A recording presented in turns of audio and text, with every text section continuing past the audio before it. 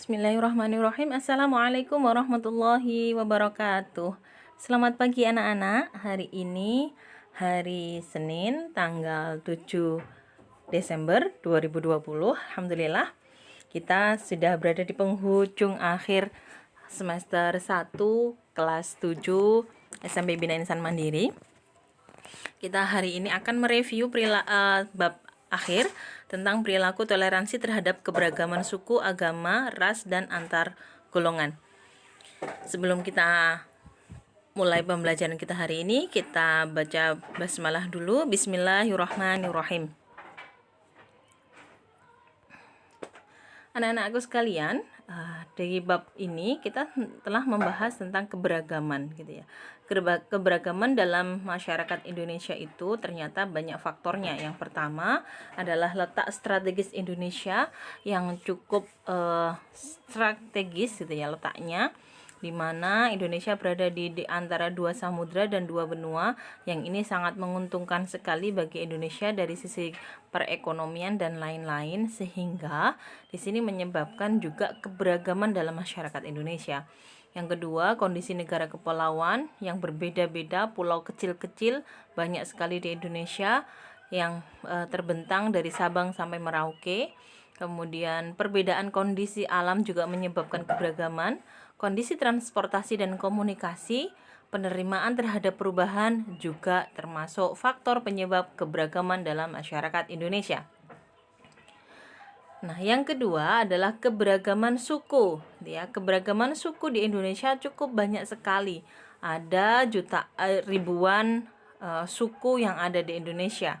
Ya, mulai dari Aceh sampai Papua banyak sekali suku-suku yang ada, sehingga kalian cukup melihat buku yang sudah saya bagikan. Insya Allah nanti saya bagikan bukunya di Google Classroom. Kalian bisa baca di sana, banyak sekali suku-suku yang ada di Indonesia.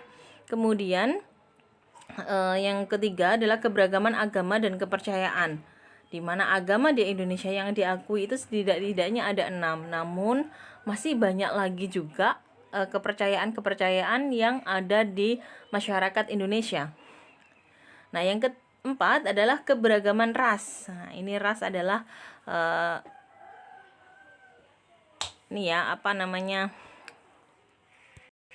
keberagaman ras atau garis keturunan dari masing-masing orang di wilayah Indonesia sangat beragam.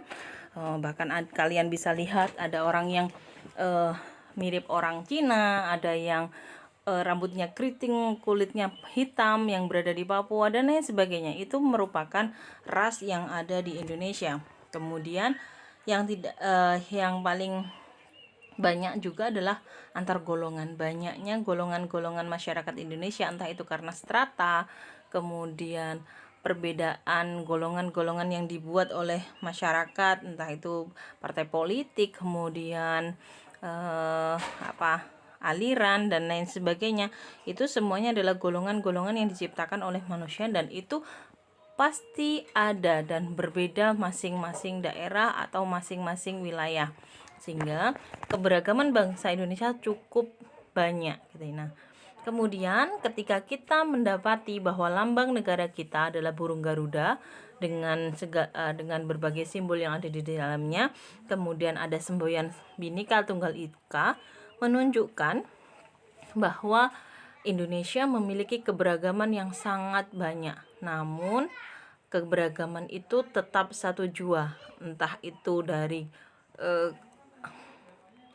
agama, ras, golongan, kemudian suku dan lain sebagainya, namun tetap satu jua. Itu yang menjadi latar belakang semboyan Bhinneka Tunggal Ika.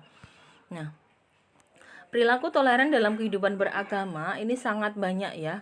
Indonesia sangat mengenal keberagaman ini. Yang pertama, ketika kita memiliki agama yang berbeda dengan orang lain, maka yang kita lakukan adalah yang pertama, melaksanakan ajaran agama yang dianutnya dengan baik dan benar, menghormati agama yang diyakini oleh orang lain, tidak melaksanakan keyakinan agama yang dianut kepada orang lain. Keempat, toleransi terhadap pelaksanaan ibadah yang dianut pemeluk agama lain, tidak ikut mencampuri dan membiarkan. Insya Allah itu adalah bentuk dari toleransi yang bisa kita lakukan. Selanjutnya adalah perilaku toleran terhadap keberagaman suku, ras di Indonesia. Kita sangat tahu ya, tadi kita bahas bahwa suku dan ras di Indonesia sangat banyak sekali. Nah, perilaku toleran yang bisa kita lakukan adalah dengan tidak menghujat, mencaci atau memberikan perbedaan-perbedaan hanya karena suku dan ras. Semuanya sama. Tidak ada yang lebih unggul antara ras satu dengan ras yang lain, tidak ada yang lebih unggul antara suku yang satu dengan suku yang lain. Semuanya sama di mata hukum, gitu ya. Dan semuanya sama secara sosial gitu, tidak ada yang lebih unggul antara yang satu dengan yang lain. Kita menghormati dan menghargai sebagai bentuk toleransi kita. Yang selanjutnya adalah perilaku toleransi terhadap keberagaman sosial budaya. Budaya yang diciptakan manusia sebagai bentuk pemikiran pun banyak sekali macamnya. Ada yang macam-macam ya, sesuai dengan kepercayaan masing-masing. Nah, ini kita pun tidak boleh memaksakan kepercayaan kita, keberagaman sosial budaya kita kepada orang lain. Kita lakukan apa yang menjadi keyakinan kita, dan kita hormati dan hargai kepercayaan orang lain. Demikian insya Allah akan menjadi perilaku yang harmoni dan akan selaras ketika kita saling memberikan toleransi dan penghargaan kepada orang-orang lain meskipun keberagaman perbedaan yang bermacam-macam. Demikian anakku yang bisa saya sampaikan. Insya Allah ini pertemuan terakhir. Nanti silahkan dicek di Google Classroom, akan saya berikan kisi-kisi sebelum nanti kalian melakukan kegiatan akhir semester. Nah, semoga bisa mengerjakan dengan baik. Jangan lupa belajar, jangan lupa banyak membaca, banyak literasi. Insya Allah akan menambah wawasan kalian. Ihdinas siratal mustaqim, wa'afu minkum. Wassalamualaikum warahmatullahi wabarakatuh.